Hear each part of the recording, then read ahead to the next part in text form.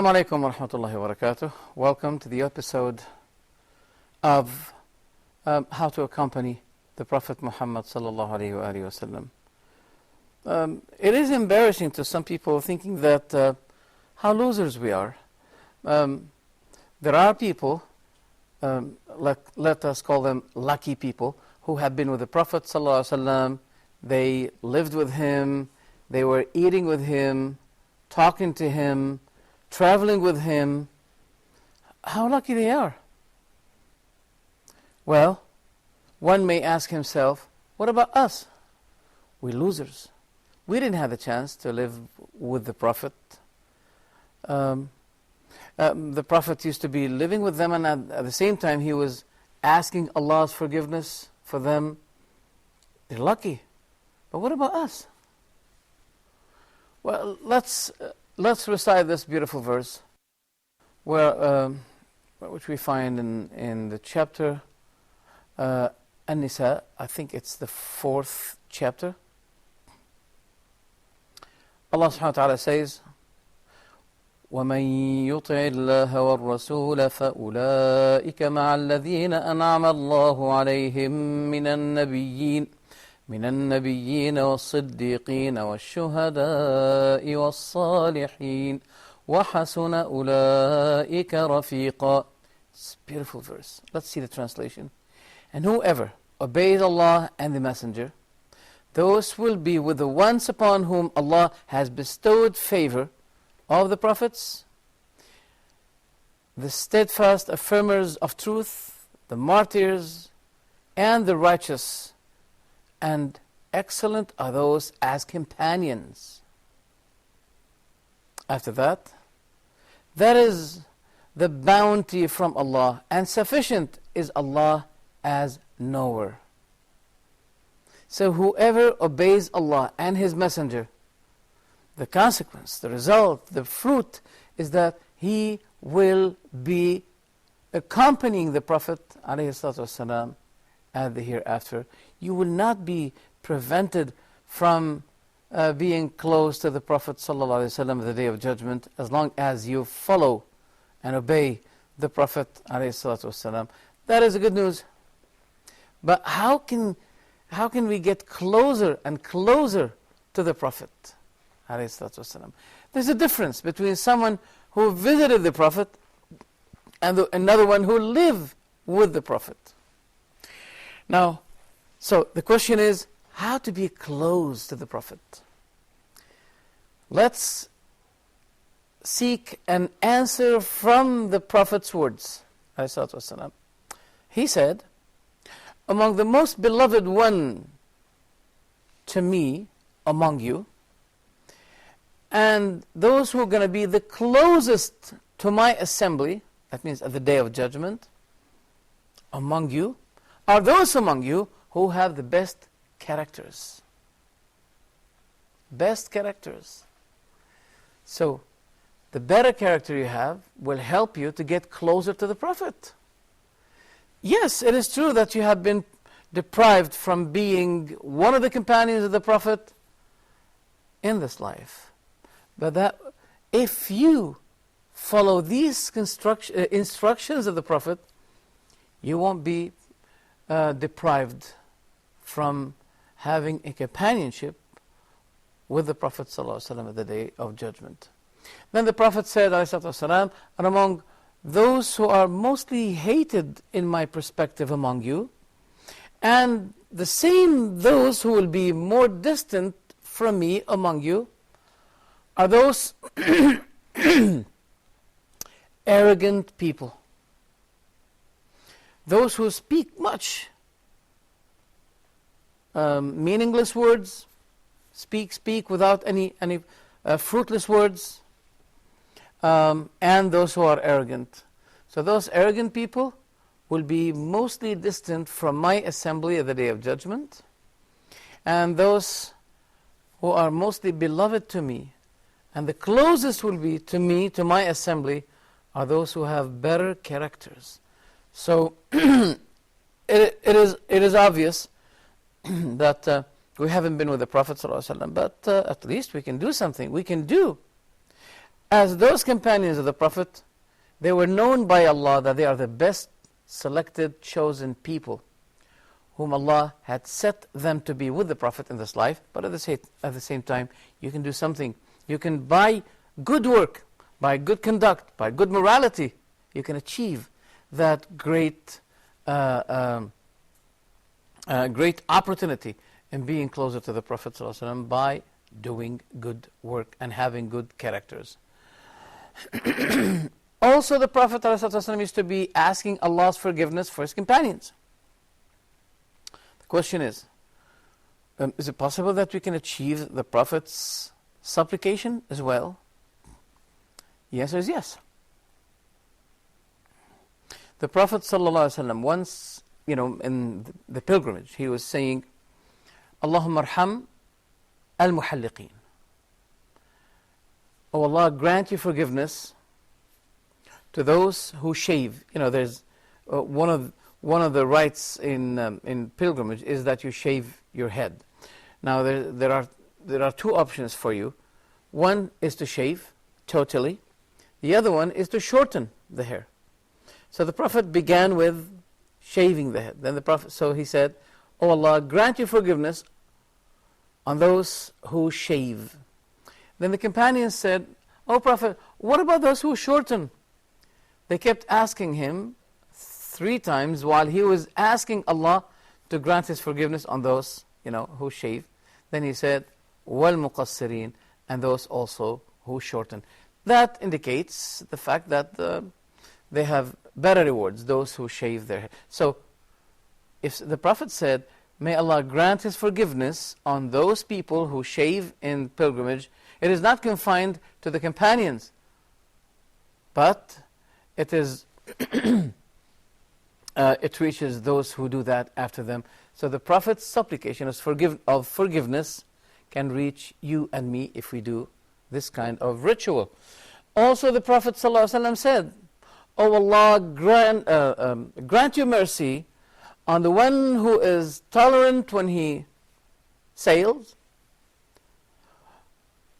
one who is tolerant when he buys, and one who is tolerant when he takes his rights.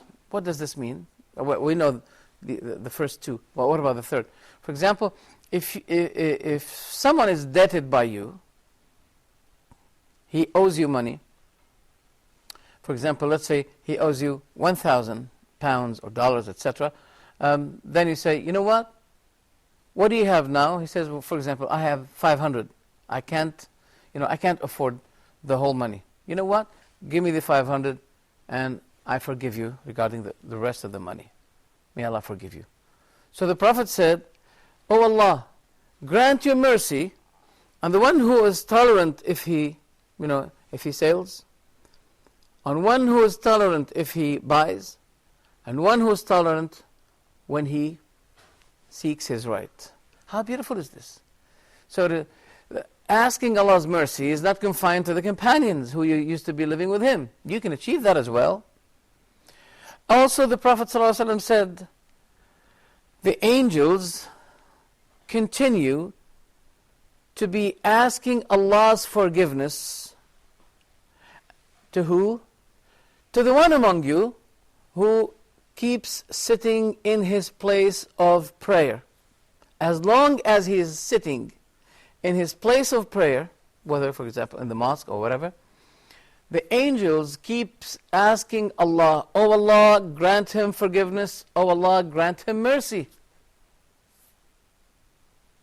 Now that is not really relevant to the topic, how to be close to the Prophet.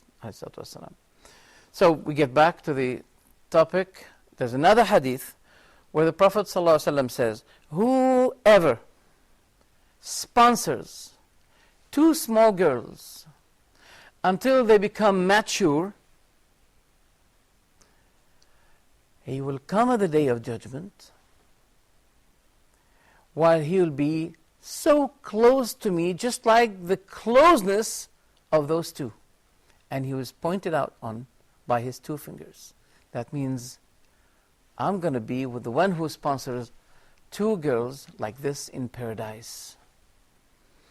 it's a great, this religion is great. It gives you these kinds of opportunities and this great success by doing good work. Who has the, who's really interested in sponsoring, people, adopting, spending money on them, try to discipline them in the best way, and this is very important. That's why we find another hadith, whoever has three daughters or sisters, and he took good care of them, teaching them how to fear Allah, teaching them how to be righteous, he will be with me in paradise like that. Again, the Prophet pointed by his two fingers. In another hadith, the Prophet ﷺ said, I and the one who sponsors an orphan, will be like that in paradise. So, now we can see, we can achieve this great closeness, this great opportunity of being close to the Prophet ﷺ by doing some good works, by first obeying Allah and His Messenger ﷺ, by enhancing, improving our characters, by being tolerant, by sponsoring orphan, by supporting, by adopting, and taking care of small girls. Small girls. That reminded me something else. This is, in a matter of fact, it is important. It shows how taking care of your sisters, of your daughters, will be your shield from hellfire. It's not only to be close to the Prophet, but the Prophet ﷺ made it so clear that whoever takes care of his, whoever has three daughters, and he took good care of them, and he well disciplined them, they will be his shield from hellfire. Those daughters will be his shield. That means those will be the reason, the cause of his protection from hellfire. Because of what? Taking care of them. They're weak. They need someone to sponsor them, to show kindness and mercy to them. If one who does that will be achieving this great opportunity of forgiveness and be close to Allah subhanahu wa ta'ala, close to the Prophet Muhammad sallallahu alayhi wa sallam. Isn't this a great thing? Society needs to be built in the best manners, in the best manner, the best way. And this is one of the best ways of building a righteous society. Righteous family is a small house of that help on producing good society. The good society begins with a small house, small good house. If you well maintain your house, and I do the same, that will be, as a consequence, it will be fruiting a good society. And this is the best way of producing a good society. Taking care of your family, taking care of sponsoring children, orphans. And the matter of sponsoring orphans is very beautiful in Islam. Islam makes you the closest to the Prophet as long as you sponsor an orphan. Can we find something like that in other societies? Do we find, does this show the greatness of this religion? How great is this religion? That you sponsor an orphan, that you enhance your, and how important is the matter of improving your characters and morality. Do you know that striving yourself on improving your characters is not easy. I mean, it's easy for a person to say, I'm hot-tempered. I can't control myself. No, you can control yourself. When you think about Allah and the hereafter, when you think about paradise, you find yourself obliged, or you'll oblige yourself to improve your characters. How?